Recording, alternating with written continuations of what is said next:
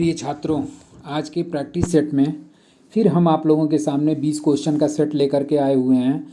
और मैं बार बार कह रहा हूँ कि आप एक क्वेश्चन को अच्छे से ध्यान से प्रत्येक क्वेश्चन को आप लोग देखते रहिए, क्योंकि उस क्वेश्चन से रिलेटेड और भी आपके जो क्वेश्चन बनने की संभावना होती है, थोड़ा थोड़ा मैं उन सारी चीज़ों पे फोकस डाल देता हूँ।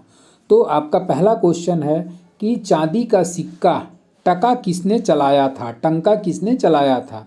तो इसका आंसर हो जाएगा आपका इल्तुतमिश। और ये इल्तुतमिश जो था गुलाम वंश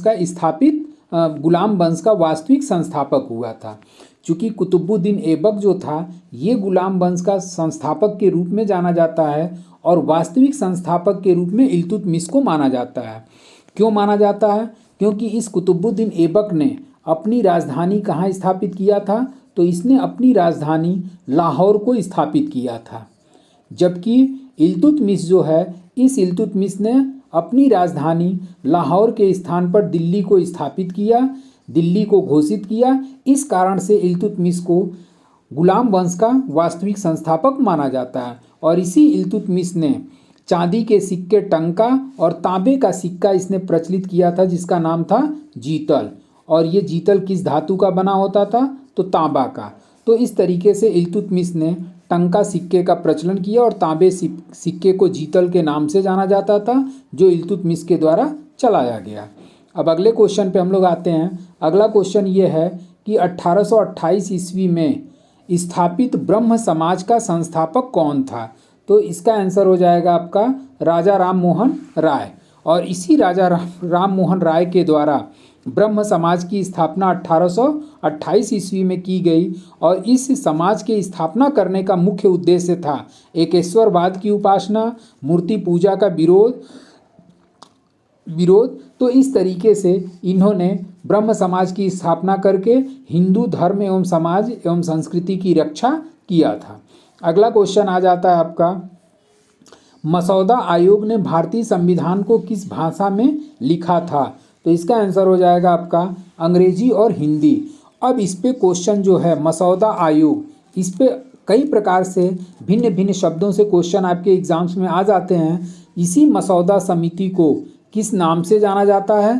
तो इसी मसौदा समिति को प्रारूप समिति के नाम से भी जाना जाता है। इसके अलावा डायरेक्ट इंग्लिश पूछ देता है कि ड्राफ्टिंग कमेटी का अध्यक्ष कौन था? ड्राफ्टिंग कमेटी, तो इस ड्राफ्टिंग कमेटी को ही प्रारूप समिति या मसौदा समिति के नाम से जाना जाता है। और इस ड्राफ्टिंग कमेटी के अध्यक्ष हुआ करते थे डॉक्टर BR अम्बेडकर। और इसमें अगला जो क्वेश्चन बन जाता है कि मसौदा समिति में कुल सदस्यों की संख्या कितनी थी? तो कुल सदस्यों की संख्या 7 थी, जिसमें एक अध्यक्ष तथा 6 अन्य सदस्य शामिल होते हैं। इसके साथ साथ 6 अन्य सदस्यों में कभी कभी क्वेश्चन पूछ देता है कि कौन सा सदस्य शामिल था या कौन सा सदस्य शामिल नहीं था। तो आपका मसौदा आयोग ने भारतीय संविधान को किस भाषा में लिखा? हिंदी और अंग्रेजी में इन्होंने लिखा था। हालांकि मूल प्रति लिखने वाला कोई और व्यक्ति था, जिसको कि हमने पॉलिटी वाले क्लास में आपको विधिवत इसका किसने डिजाइन तैयार किया संविधान का, मूल प्रति किसने लिखा, कहाँ पर लिखा, ये सारी चीज़ें आपको पॉलिटी वाले क्लास में आपको प्रोवाइड है। अगला क्वेश्चन आता है और अगले क्वेश्चन का है कि राज्यसभा अध्यक्ष के रूप में निम्नलिखित में किसका उल्लेख किया जाता है? तो राज्यसभा के अध्यक्ष के रूप में आपका आंसर हो जाएगा उपराष्ट्रपति। क्योंकि आप लोग पढ़े होंगे कि उपराष्ट्रपति जो होता है वो राज्यसभा का क्या होता है? पदेन सभापति होता है। मतलब जो भी व्यक्ति उपराष्ट्रपति के पद पर नियुक्त किया जाएगा उसको क्या मान लिया जाता है? पदेन सभापति मान लिया जाता है। और इसी पदेन सभापति को अध्यक्ष के रूप में जाना जाता है। अब एक आप लोग क्वेश्चन का आंसर दीजिएगा कि राज्यसभा का प्रथम सभापति कौन हुआ? इसको कमेंट बॉक्स में ज़रूर आप लोग आंसर दीजिएगा कि राज्यसभा का प्रथम सभापति या अध्यक्ष किसे नियुक्त किया गया था। अगला क्वेश्चन आपका आ जाता है कि एकात्मकता सरकार में समस्त ताकत किसके हाथ में होती है? तो इसका आंसर हो जाएगा आपका केंद्र सरकार। और इसी केंद्र सरकार के हाथ में एकात्मक सरकार के अंतर्गत समस्त ताकत जो है वो केंद्र सरकार में निहित होती है। अब एकात्मक सरकार क्या होता है? तो एकात्मक सरकार के अंतर्गत इसमें ये होता है कि आपका जो भी इकहरी नागरिकता व्यक्तियों को प्राप्त होती है, राज्यपाल की नियुक्ति राष्ट्रपति द्वारा की जाती है, आपातकालीन प्रोविजंस होते हैं, नए राज्यों के निर्माण में संसद को शक्ति प्रदान की जाती है। तो ये सब एक तरीके से आपका एकात्मकता सरकार का ही उदाहरण माना जाता है। अगर भारतीय संविधान के बारे में पूछा जाए कि भारतीय संविधान एकात्मक है या फिर आपका संघात्मक, तो उस कंडीशन में सर आइवर जेनिंग्स ने एक स्टेटमेंट दिया था कि भारत एक ऐसा संघ है जिसमें एकात्मकता की सशक्त प्रवृत्ति पाई जाती है, लेकिन भारतीय संविधान एकात्मकता और संघात्मकता का मिश्रण रूप पाया जाता है। अगला क्वेश्चन आपका है कि लैंड ऑफ गोल्डन पैगोडा किसे कहते हैं? तो इसका आंसर हो जाएगा आपका म्यांमार को लैंड ऑफ पैगोडा के नाम से या गोल्डन पैगोडा के नाम से जाना जाता है। और ये पैगोडा क्या होता है? तो पैगोडा एक बौद्ध मंदिर है। पैगोडा क्या है? एक बौद्ध मंदिर। और ये जो पैगोडा बौद्ध मंदिर है, इसमें आपका कुछ सोने के हिस्से को सुशोभित किया गया, सोने के हिस्से से सुशोभित किया गया है। इस कारण से लैंड ऑफ इसे गोल्डन पैगोडा म्यांमार को जाना जाता है। अब अगले क्वेश्चन पे हम लोग आते हैं कि ध्वनि तरंगों में कौन सा शब्द जुड़ा हुआ नहीं है? तो इसका आंसर हो जाएगा आपका हर्ट्ज, डेसिबल, मैक, कैंडेला। तो इसका आंसर क्या हो जाएगा? कैंडेला। और ये जो मैक है, हर्ट्ज है, डेसिबल है, ये सभी ध्वनि तरंगों से रिलेटेड होता है। तो ये तीनों आपका ध्वनि तरंगों से रिलेटेड है, जबकि कैंडेला जो है ये ध्वनि तरंगों से रिलेटेड नहीं है। और कैंडेला जो है क्या? तो ये आपका ज्योति तीव्रता का एक मात्रक है। ज्योति तीव्रता का एक मात्रक होता है, जबकि बाकी आपका सभी ध्वनि तरंगों से रिलेटेड है। अगले क्वेश्चन पे आते हैं कि किसी पदार्थ में ताप परिवर्तन के दौरान संभारित ऊष्मा ऊर्जा किस रूप में संग्रहित होती है? तो इसका आंसर हो जाएगा आपका गतिज ऊर्जा। इसका आंसर हो जाएगा आपका गतिज ऊर्जा। अब पदार्थ में जो भी ताप परिवर्तन के दौरान जो भी ऊर्जा संग्रहित होती है उसे गतिज ऊर्जा के नाम से जाना जाता है। अगले क्वेश्चन पे हम लोग आते हैं कि अल्फा किरणों के बारे में कौन सी बात असत्य है? असत्य है। तो इसकी उच्च आयनीकरण की क्षमता होती है, उच्च भेदन की क्षमता होती है, उसके बाद से उच्च गतिज ऊर्जा होती है, वो धनावेशित हीलियम केंद्रक हैं। तो इसका आंसर हो जाएगा, असत्य पूछ रहा है तो अल्फा कणों की उच्च भेदन क्षमता होती है, ये चीज़ क्या है? गलत है। अब आगे आते हैं अगले क्वेश्चन पे, और अगला क्वेश्चन है कि किसी उत्तक की कोशिकाएं वसा संग्रहण के लिए विशिष्ट होती हैं? तो इसका आंसर हो जाएगा आपका वसा उत्तक। और वसा उत्तक जो है वो कोशिकाएं, वसा उत्तक कोशिकाएं वसा संग्रहण के लिए विशिष्ट होती हैं। अब आते हैं हम लोग अगले क्वेश्चन पे 31 कि रक्तोत्पत्ति कहाँ होती है? तो रक्त की उत्पत्ति जो है वो कहाँ पर की जाती है? तो रक्त की उत्पत्ति जो है आपका अस्थि मज्जा में किया जाता है।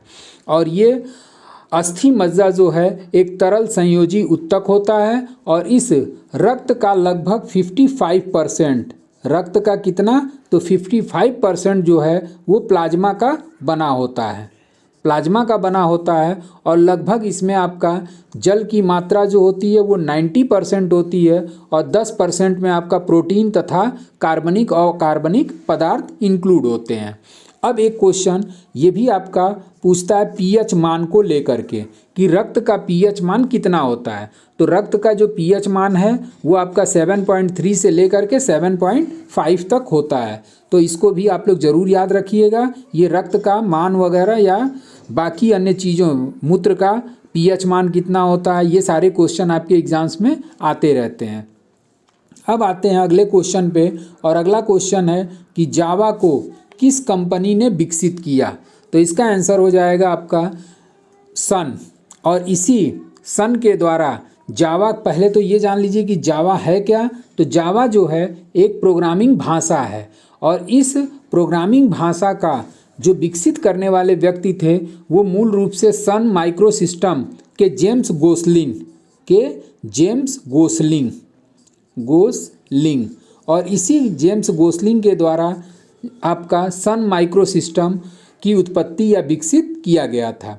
अगला क्वेश्चन कि अन्नामलाई टाइगर रिजर्व किस राज्य में स्थित है? तो इसी अन्नामलाई टाइगर रिजर्व को वर्तमान समय में इंदिरा गांधी वन्य जीव अभयारण्य या राष्ट्रीय उद्यान के रूप में जाना जाता है, जो कि आपका तमिलनाडु में स्थित है।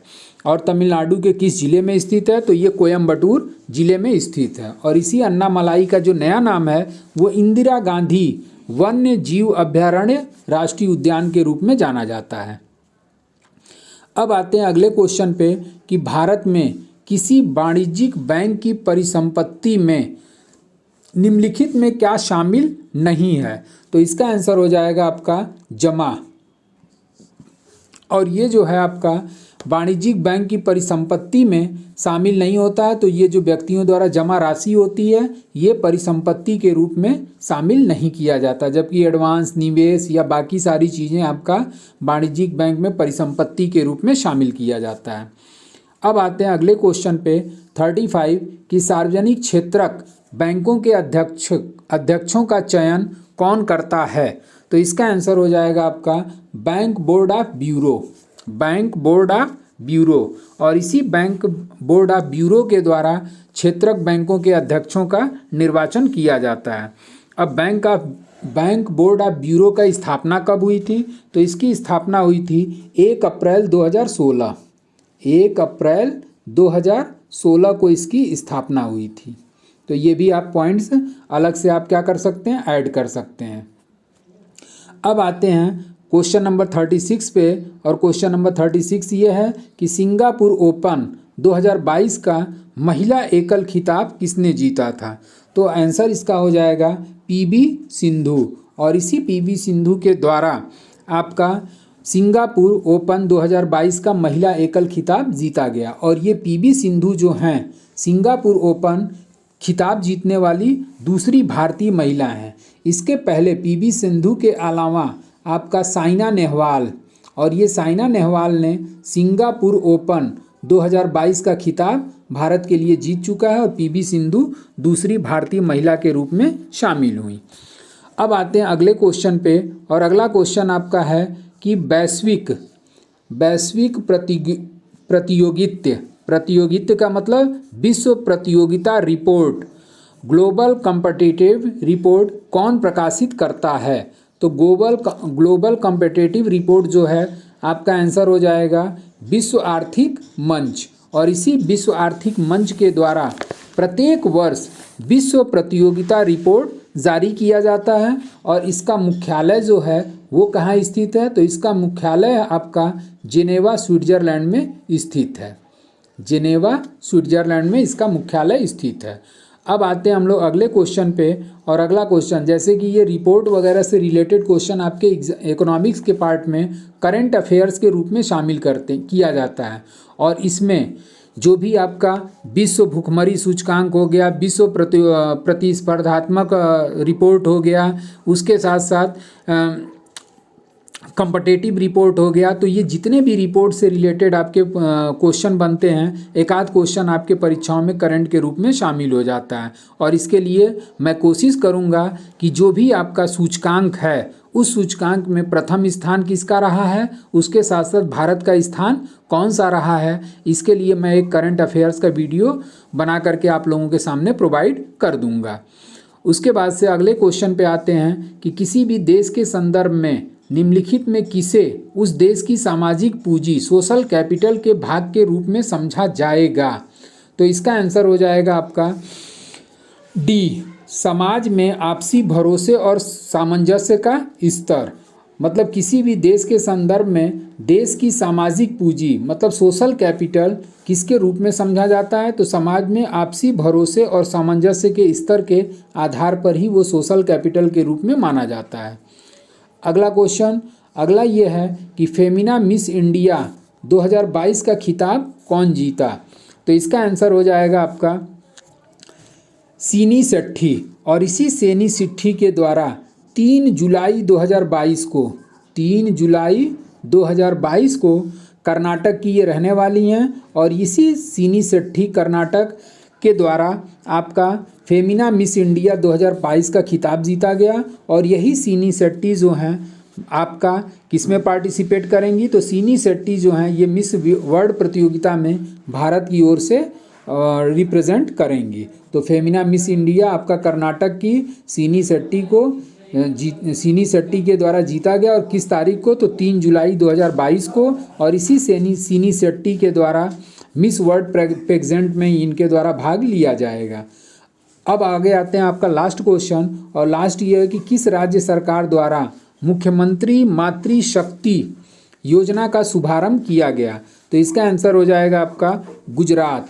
और इसी गुजरात में नरेंद्र मोदी के द्वारा 18 जून 2022 को, डेट नोट कर लीजिए, 18 जून 2022 को, और 18 जून 2022 को नरेंद्र मोदी के द्वारा गर्भवती और स्तनपान कराने वाली माताओं के पोषण और सुरक्षा के लिए मुख्यमंत्री मातृशक्ति योजना का शुरुआत किया। तो ये आपका टोटल आपका 20 क्वेश्चन का प्रैक्टिस सेट, जिसमें भिन्न भिन्न सेक्शन से हमने क्वेश्चन उठाया हुआ है, और इसको आप लोग अच्छे से देख लीजिए। आज के लिए बस इतना ही। Thank you so much.